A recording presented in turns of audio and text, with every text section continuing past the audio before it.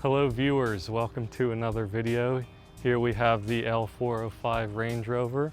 As it's been a couple of months since we've last done a video on it, I figured it would be about time to do a little maintenance / reliability update, as I know that is a hot topic revolving around these cars.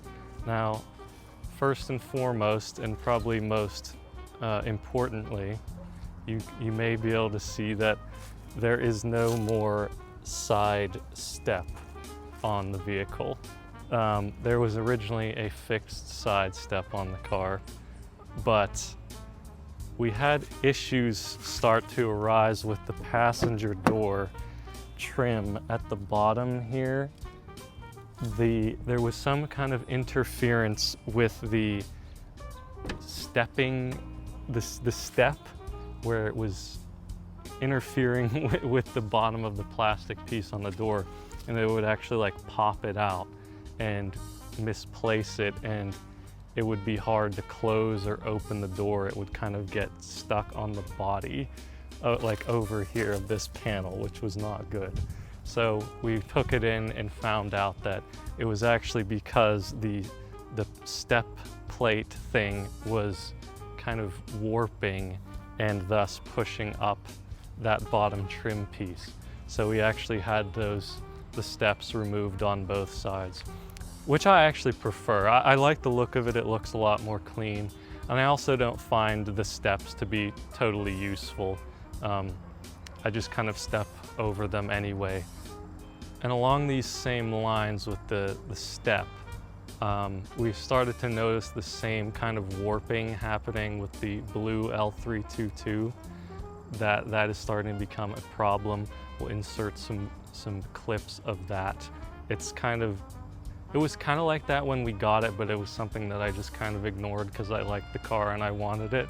And it was already kind of happening on this car, so I knew it's a common issue, I would say.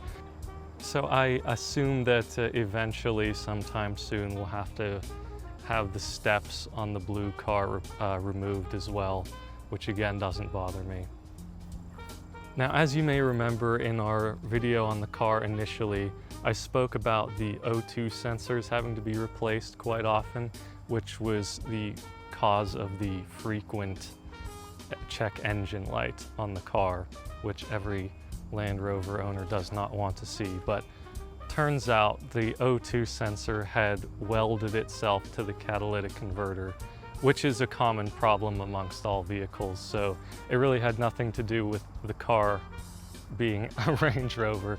It was more so that just happens, and that was aided, and it is no longer an issue since having it fixed probably 2-3 months ago, I would say, earlier in the summer. Another thing that we mentioned in the original video was how finicky the tailgate is, and unfortunately I can say that it has not been behaving itself any better, but it's about the same. It is annoying, but I've kind of found a fix for it if you're going through the same issue.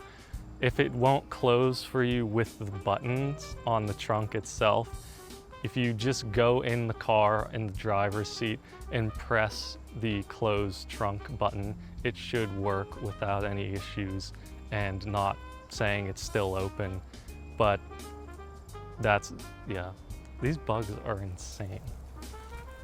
But aside from those few minor things, that's really about it. The car has been running perfectly fine. It's taken us everywhere we needed to go. We took it to the beach last weekend, which was quite nice and really the perfect car for the job.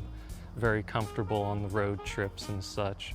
So it's been a great companion still, very well behaved overall.